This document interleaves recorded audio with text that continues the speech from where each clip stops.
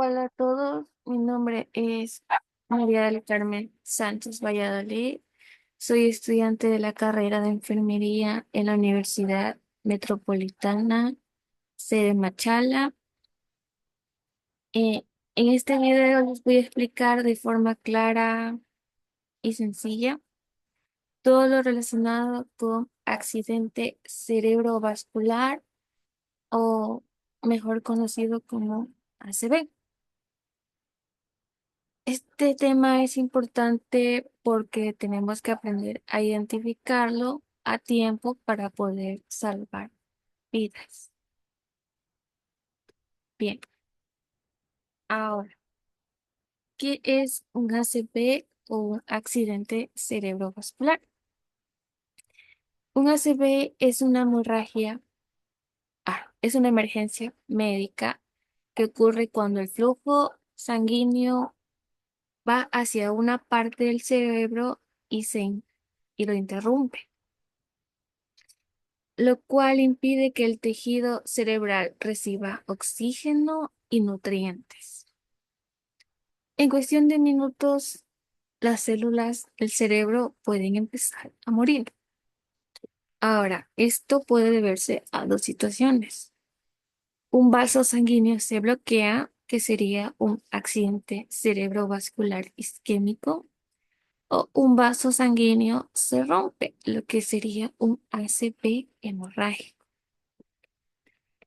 Hay que recordar que el cerebro no puede almacenar oxígeno y si no le llega sangre, incluso por minutos, se puede producir un daño cerebral irreversible. Ahora bien, hay dos tipos de ACV, como ya lo dije, el isquémico y el hemorrágico. El isquémico se da en un 85% de los casos, o sea, es más frecuente que el hemorrágico. Ahora, ¿qué es el ACV isquémico? Se produce cuando un coágulo o una placa obstruye una arteria cerebral.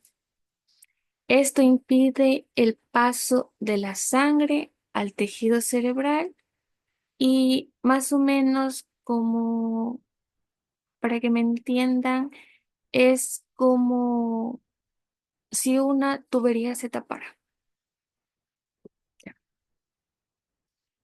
Hay dos subtipos de ACV isquémico, el trombótico y el embólico. El trombótico es cuando un coágulo es cuando un coágulo se forma en una arteria del cerebro. Y el embólico es cuando un coágulo se forma en otra parte del cuerpo, como por ejemplo el corazón, y viaja al cerebro. ¿Ya? Ahora, ¿cuáles son las causas comunes para esto? Se puede dar por ater- perdón, aterosclerosis, por fibrilación auricular, por hipertensión, por diabetes y por colesterol alto. Bien, eso es accidente cerebrovascular isquémico. Ahora vamos a ver el accidente cerebrovascular hemorrágico, que este es menos frecuente y se da en un 15% de los casos. Ahora, ¿qué es un ACV hemorrágico? Este ocurre cuando un vaso sanguíneo se rompe y la sangre se filtra hacia el tejido cerebral. Es un poco más grave que el isquémico porque causa daño directo por compresión e inflamación. Ahora, el ACV hemorrágico tiene dos subtipos, que es la hemorragia intracraneal y la hemorragia subaracnoidea.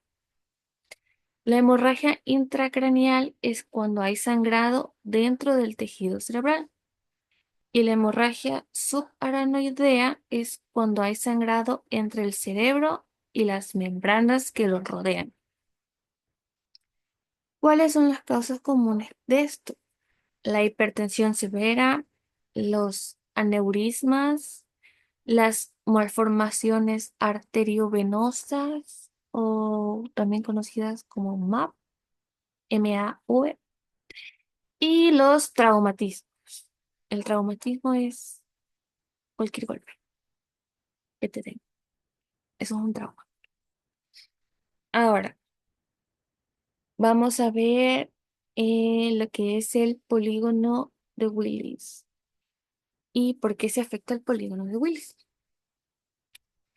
El polígono de Willis es un círculo arterial que está en la base del cerebro. Su función principal es distribuir sangre a todo el encéfalo. Está está formado por varias arterias, las cerebrales anteriores, las cerebrales posteriores y las comunicantes.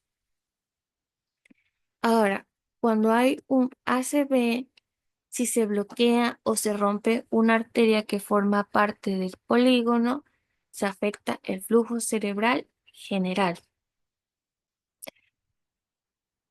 A pesar de que tiene una estructura que compensa el flujo colateral, si el bloquea, si el bloqueo es muy grande o repentino, no alcanza a proteger al cerebro. Esto sería como cuando un cruce de, como un cruce de carreteras. Si una se cierra, el tráfico se desvía, pero si se cierran varias vías a la vez, hay un colapso.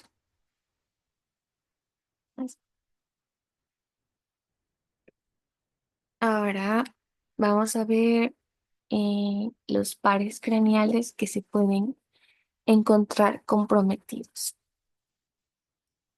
El par craneal 7, que es el par craneal del nervio facial, es uno de los más comúnmente afectados porque este nervio controla lo que es la expresión facial. Cuando se ve comprometido, el paciente puede presentar parálisis facial. Sobre todo esto más se da en solo un lado de la cara. También puede afectarse el par craneal 9, 10 y el 12, porque estos participan en lo que es la deglución y también el habla. No explico. Si en el accidente cerebrovascular se afecta el hemisferio izquierdo, también puede comprometer el lenguaje, porque allí es el área de Broca. Ahora, vamos a ver como quinto punto lo que es la fisiopatología del accidente cerebrovascular hemorrágico. Ahora, la fisiopatología es la siguiente. Primero se comienza con la ruptura de un vaso sanguíneo y esto es causado por presión elevada o debilidad en la pared del vaso. Luego va lo que es la extravasación de sangre, que es que la sangre invade el tejido cerebral o los espacios entre las membranas. De ahí hay daño directo al tejido, que es cuando la sangre destruye las neuronas y causa la inflamación. De ahí va el aumento de la presión intracraneal. Esto puede llevar a una herniación cerebral que hace que haya desplazamiento de parte del cuerpo. De ahí da lo que es la interferencia con las funciones vitales. Si se afecta el tronco encefálico, se compromete la respiración, la presión arterial y la conciencia.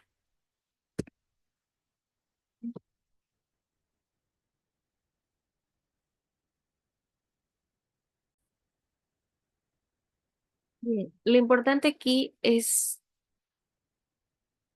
que si el sangrado actúa como una masa que presiona todo lo que tiene alrededor, o sea, saber que la sangre se coagula, entonces actúa como una masa. Ya. Ahora vamos a ver lo que son las manifestaciones clínicas del accidente cerebrovascular. Entre los síntomas comunes tenemos lo que es la pérdida de fuerza o lo que es la sensibilidad en la cara, brazo, pierna, especialmente solo en un lado y para abajo. La dificultad para hablar o para entender. La visión doble o pérdida de visión, la pérdida de equilibrio, el vértigo y lo que es aún más común es el dolor de cabeza muy fuerte. Eso es más común en un ACV hemorrágico. Ahora, ¿cómo reconocer los signos de alarma?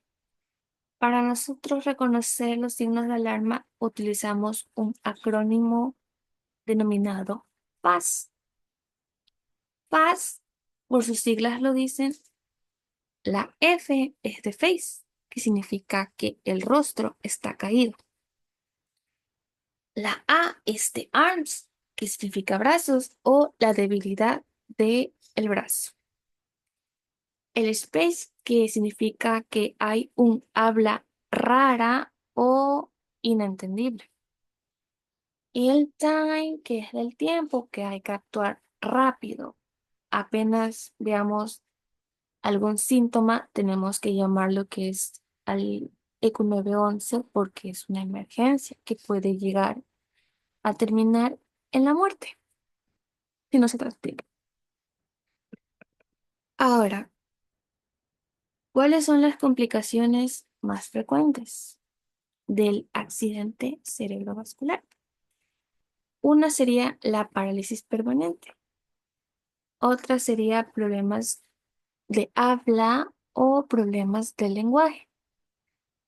Otros serían los trastornos cognitivos y de memoria. Otra sería la disfagia o como comúnmente más se conoce, la dificultad para tragar. Otras serían las convulsiones. Otra sería la neumonía por aspiración. Otro sería una trombosis venosa profunda por inmovilidad.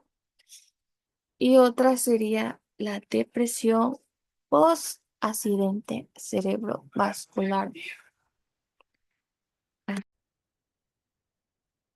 En un caso post-ACV podemos hacer lo siguiente. Podemos hacer fisioterapia, terapia del lenguaje y terapia psicológica, que es clave para que el paciente recupere su vida y sus habilidades. Bien, ahora vamos a ver lo que son los métodos de diagnóstico del accidente cerebrovascular. Tenemos el primero que es el más conocido, que es el TAC o la tomografía axial computarizada. Este nos permite identificar si la ACV es isquémico o si el accidente cerebrovascular es hemorrágico. Es el primer examen que solicitan los médicos para detectar esta patología. Y lo bueno es que es rápido y accesible. Como segundo método tenemos la RMN o resonancia magnética nuclear. Este es un poquito más sensible que el TAC. Este detecta lo que son las lesiones pequeñas y es ideal para ver la extensión que tiene el daño.